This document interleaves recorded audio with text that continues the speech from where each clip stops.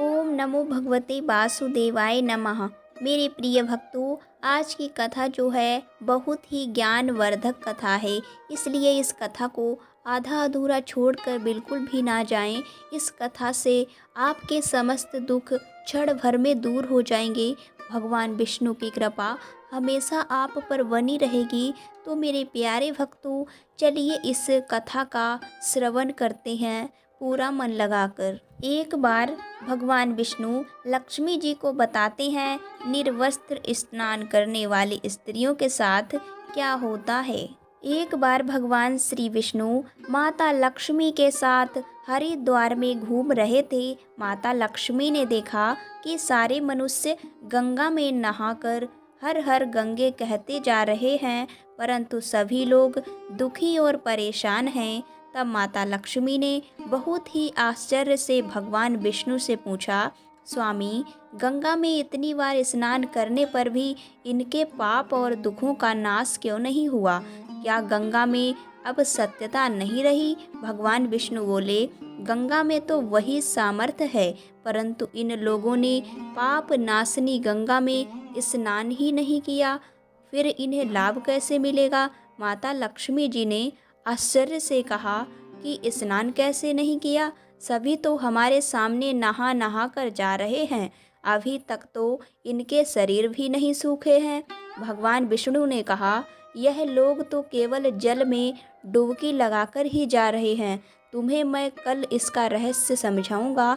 दूसरे दिन बहुत ही जोर से बारिश होने लगी, सारी गलियां कीचड़ से भर गईं। एक चौड़े रास्ते में एक बड़ा सा गड्ढा था, चारों ओर कीचड़ भरा हुआ था और भगवान विष्णु ने लीला रची। वह स्वयं एक बूढ़े आदमी का रूप धारण करके उस गड्ढे में जा गिरे। लक्ष्मी जी को उन्होंने समझाकर पास में बैठा दिया कि देखो, तुम लोगों को सुना सुना कर यूं पुकारती रहो कि मेरे बूढ़े पति अचानक गड्ढे में गिर पड़े हैं। जब कोई व्यक्ति गड्ढे में से मुझे बाहर निकालने को तैयार हो, तब इतना और कह देना कि मेरे पति सर्वथा निष्पाप हैं। इन्हें वही व्यक्ति छुए जो खुद भी निष्पाप हो। यदि आप निष्पाप हैं तो उनके हाथ लगाएं, नहीं तो उनके हाथ लगाते ही आप स्वयं भस्म हो जाएंगे।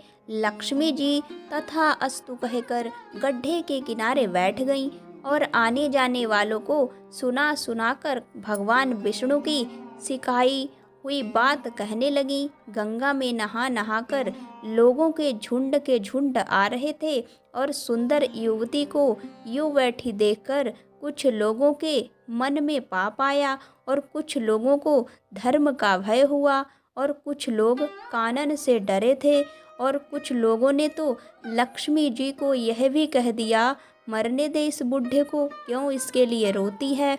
और कुछ दयालु और चरित्रवान पुरुषों ने उस युवती के पति को बाहर निकालना चाहा, परंतु लक्ष्मी जी के वचन सुनकर वे भी रुक गए।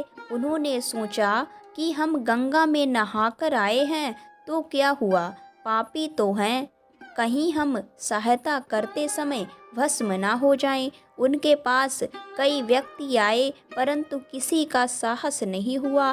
सैकड़ों आए और सैकड़ों ने पूछा और चले गए। संध्या का समय हो चला।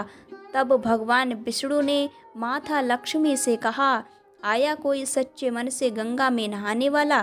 तब थोड़ी देर बाद एक नौजवान युवक हाथ में एक लोटा लिए हुए हर हर गंगे करते हुए लक्ष्मी जी ने उसे भी बात कही। उस युवक का हृदय करुणा से भर गया और उसने भगवान विष्णु को बाहर निकालने की तैयारी की। लक्ष्मी जी ने उसे रोक कर कहा कि भाई, यदि तुम सर्वथा निष्पाप नहीं हो तो मेरे पति को छूते ही तुम भस्म हो जाओगे। उसने उस समय बिना किसी संकोच किए हुए लक्ष्मी जी से कहा, माता, मेरे निष्पाप होने में तुम्हें संदेह क्यों हो रहा है? देखती नहीं, मैं अभी गंगा से नहाकर आया हूँ। भला गंगा में नहाने के बाद भी क्या पाप रहते हैं? मैं अभी तुम्हारे पति को बाहर निकालता हूँ। युवक ने लपक कर उस बूढ़े आदमी को ऊपर उठा लिया। भगवान विष्णु और माता लक्ष्मी ने उसे अधिकारी समझकर अपना असली रूप प्रकट कर दर्शन देकर निहाल किया। भगवान विष्णु ने माता लक्ष्मी से कहा कि इतने सारे लोगों में से केवल इस एक आदमी ने ही गंगा में स्नान किया है। इस दृष्टांत के अनुसार जो लोग बिना श्रद्धा और विश्वास के केवल दंभ के लिए गंगा स्नान करते हैं उन्हें वास्तविक फल प्राप्त नहीं होता, परंतु इसका यह मतलब नहीं है कि गंगा स्नान व्यर्थ जाता है। गंगा स्नान का बहुत पुण्य भी है। इसके बाद भगवान विष्णु ने माता लक्ष्मी से कहा, अब मैं आपको वो 12 बातें बताता हूँ। जो भी मनुष्य इन 12 बातों को नहाते समय ध्यान रखता है वह कभी भी दुखी नहीं रहता है। उसके घर में लक्ष्मी का वास होता है, उसके घर में अपार संपत्ति आती है, घर में कभी भी लड़ाई झगड़ा नहीं होता, उसका पूरा परिवार हंसी खुशी जीवन से व्यतीत करता है। तब माता लक्ष्मी ने कहा, हे स्वामी, आप हमें यह 12 बातें बताइए। इसके बाद भगवान विष्णु ने उन 12 बातों को बताना शुरू कर दिया और माता लक्ष्मी ध्यान से सुनने लगी। इसके बाद भगवान विष्णु बताते हैं, प्रिय, यह 12 बातें बताने के बाद में एक और बात बताऊंगा कि जो औरतें कपड़े खोलकर नहाती हैं उनके लिए यह बात बहुत ही महत्वपूर्ण है। हे देवी, आप इस बात को बहुत ही ध्यान लगाकर सुनना। तभी भगवान विष्णु ने अपनी बातें सुनाने लगते हैं। भगवान विष्णु कहते हैं, स्नान करने से शरीर निरोगी रहता है और मन प्रसन्न रहता है। नहाने से चेहरे की क्रांति और शारीरिक आकर्षण में भी बढ़ोतरी होती है। अगर इस नित्य कर्म के दौरान कुछ बातों का ध्यान रखा जाए तो आध्यात्मिक से भी ज़्यादा लाभ पाया जा सकता है। नहाने के कार्य में इन बातों का ध्यान जरूर रखना चाहिए। नंबर 1, स्नान करने के बाद शुद्ध होकर पूजा पाठ आदि सभी कार्य करने के योग्य बनते हैं, इसलिए सुबह को ही स्नान कर लेना चाहिए। नंबर 2, शास्त्रों में कहा गया है कि स्नान करने से 10 गुणों की प्राप्ति होती है। रूप, तेज, बल, पवित्रता, आयु, आरोग्य, निर्लोकता, सुविचार, निरोग और मेधा। नंबर 3, धन, पुष्टि व आरोग्य और स्वास्थ्य चाहने वालों को हर मौसम में और हर दिन स्नान करना चाहिए। नंबर 4, शास्त्रों में कहा गया है कि सुबह स्नान करने से पाप का नाश होता है और पुण्य मिलता है। ऐसा कहा गया है कि सुबह नहाने वालों के पास नकारात्मक शक्तियाँ नहीं भटकती हैं, इसलिए सुबह स्नान करना ही उचित है। नंबर 5, बीमारी की हालत में सर के नीचे ही स्नान करना चाहिए अथवा गीले कपड़े से शरीर को पोंछ लेना एक तरह का स्नान ही कहा गया है। नंबर 6, सुबह की लालिमा छाने से पहले ही स्नान करना श्रेष्ठ माना गया है। नंबर 7, तेल लगाकर और शरीर को मल कर नदी में नहाना मना है। इसकी जगह नदी से बाहर निकलकर तट पर ये शरीर साफ करके नदी में डुबकी लगाना उचित है। नंबर 8, जिन घाटों पर कपड़े धोए जाते हैं वहाँ का जल अपवित्र माना गया है, इसलिए वहाँ से कुछ दूर हटकर नहाना चाहिए। नंबर 9, नदी में 11 या 21 डुबकियाँ लगाना शुभ बताया गया है। नंबर 10, पवित्र नदियों में कपड़े निचोड़ने की मनाही है। नदी में किसी भी तरह की गंदगी नहीं बहानी चाहिए। नंबर 11, नल की तुलना में झरने के पानी से ज़्यादा नदी का पानी, नदी के पानी से ज़्यादा किसी तीर्थ का पानी, तीर्थ के जल से कहीं गंगा जल अधिक श्रेष्ठ माना गया है। नंबर 12, गंगा माता का कथन है कि स्नान करते वक्त कोई चाहे जहाँ भी मेरा स्मरण करेगा मैं वहाँ के जल में आ जाऊँगी। इसके बाद भगवान विष्णु ने कहा, अब मैं आपको औरतों के बारे में बताता हूँ। जो औरतें कपड़े खोलकर स्नान करती हैं, हिंदू धर्म शास्त्रों में हर एक चीज के लिए कुछ नियम बनाए गए हैं।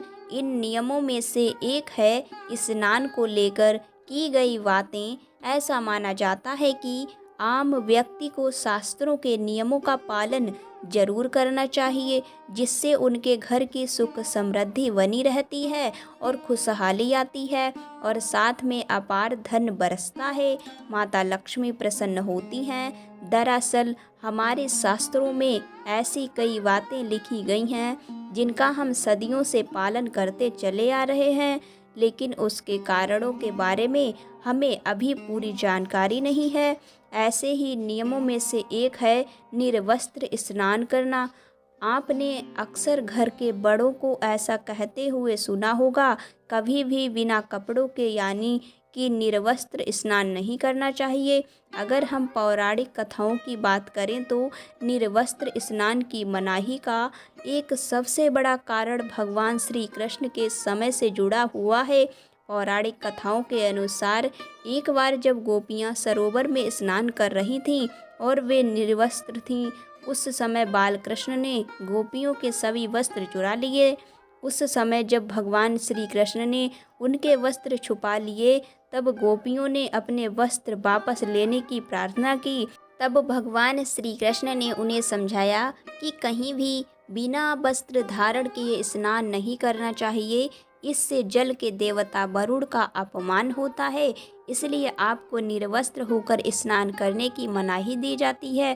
अगर आप नहाते समय यह सोचते हैं कि बंद कमरे में आपको कोई नहीं देख सकता है, ऐसा गलत है, क्योंकि ईश्वर आपको हर जगह पर देखते हैं। यदि आप निर्वस्त्र होकर स्नान कर रहे हैं तो यह मुख्य रूप से जल के देवता वरुण का अपमान करने जैसा होता है। निर्वस्त्र स्नान से आपको पाप लगता है और आर्थिक एवं शारीरिक नुकसान पहुंच सकता है। यदि आप निर्वस्त्र स्नान करते हैं तो आपके शरीर पर नकारात्मक ऊर्जा प्रवेश करती है और आपकी मानसिकता भी नकारात्मक हो सकती है। इसलिए हमेशा आपको यही सलाह दी जाती है कि आप नहाते समय कोई एक कपड़ा जरूर धारण करें, लेकिन बिना कपड़ों के स्नान नहीं करें, तभी आपके लिए बेहतर होगा। निर्वस्त्र स्नान से शरीर की सकारात्मक ऊर्जा शरीर से बाहर निकल जाती है और इसका प्रभाव आपके शरीर के साथ आपके मन और मस्तिष्क पर भी होता है।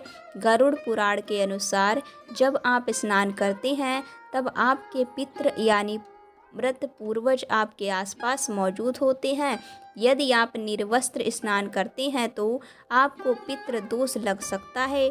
ऐसे स्नान करने से आपके पितरों को तृप्ति नहीं मिलती है और यह घर में पितृ दोष का कारण बन सकता है। और ये वस्त्रों से गिरने वाले जल को ग्रहण करती हैं, जिनसे उनकी तृप्ति होती है। निर्वस्त्र स्नान करने से पितृ अतिरिक्त नाराज होते हैं, जिनसे व्यक्ति का तेज, बल, धन और सुख नष्ट हो जाता है। इसलिए कभी भी निर्वस्त्र होकर स्नान नहीं करना चाहिए। पुराणों के अनुसार नहाने वाला पानी पूर्वजों के हिस्से में जाता है और निर्वस्त्र होकर नहाने से इसे पितरों के समक्ष बिना कपड़े के नहाना माना जाता है। शास्त्रों में ऐसी मान्यता है कि यदि कोई निर्वस्त्र स्नान करता है तो माता लक्ष्मी उससे रूठ सकती हैं। इससे आपकी कुंडली में धन हानि के योग्य बन सकते हैं और आपकी आर्थिक स्थिति खराब हो सकती है। इसी कारण से आपको निर्वस्त्र स्नान ना करने की सलाह दी जाती है और शास्त्रों में भी इस बात की मनाही है। दोस्तों, वीडियो अच्छी लगे तो वीडियो को लाइक करके चैनल को सब्सक्राइब करना।